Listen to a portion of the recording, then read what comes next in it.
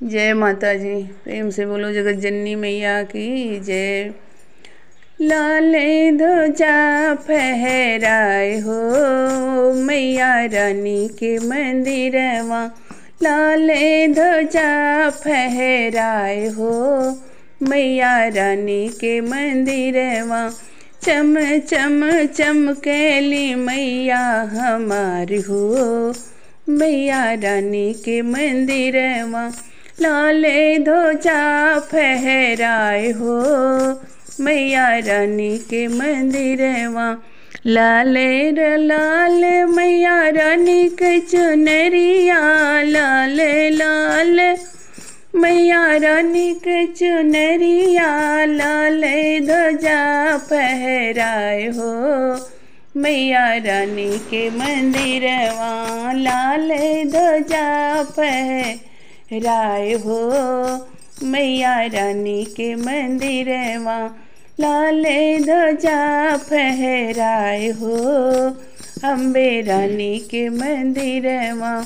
लाल लाल मैया रानी के सिनुरवा, लाल लाल मैया रानी के सिनुरवा, लाल चुनरिया लाल हो मैया रानी के मंदिरवा, लाल रंग चुनरी मैया के हमार हो मैया रानी के मंदिरवा, लाल ध्वजा फहराए हो मैया रानी के मंदिरवा।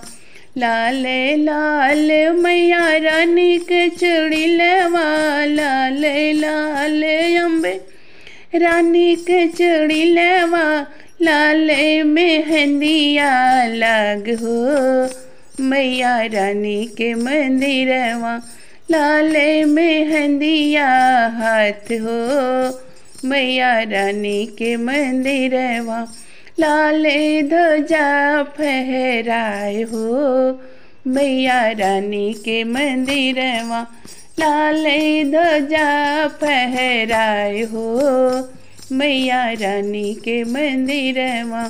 लाल लाल मैया रानी के कंगनवा, लाल लाल मैया रानी के कंगनवा, लाल चुनरिया लाल हो मैया रानी के मंदिरवा, लाल ध्वजा फहराए हो मैया रानी के मंदिरवा।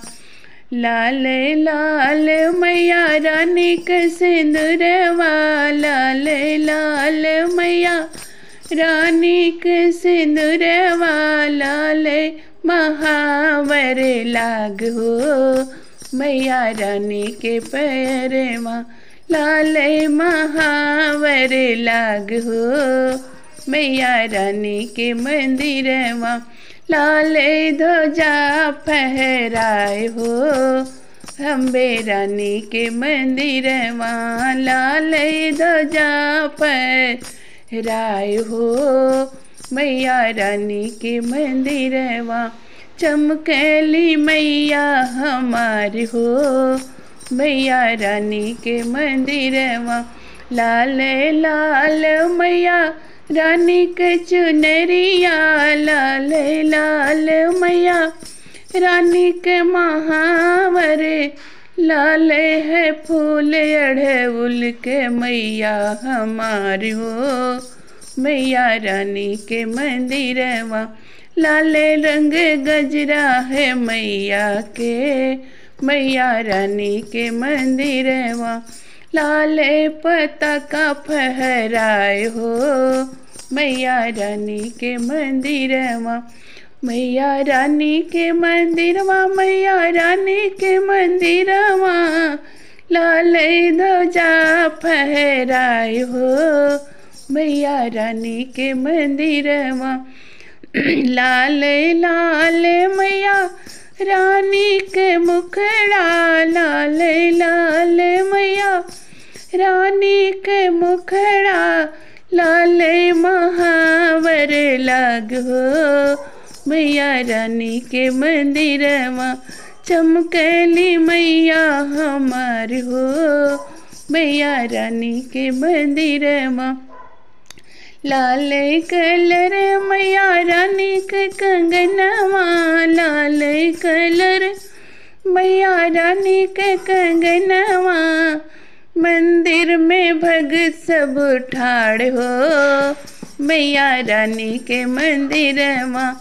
मंदिर में भगत सब ठाड़ हो, मैया रानी के मंदिरवा। चमके पताका मैया के, मैया रानी के मंदिरवा। लाल पताका फहराए हो, मैया रानी के मंदिरवा। प्रेम से बोलो जगत जननी मैया की जय, भैरवनाथ की जय।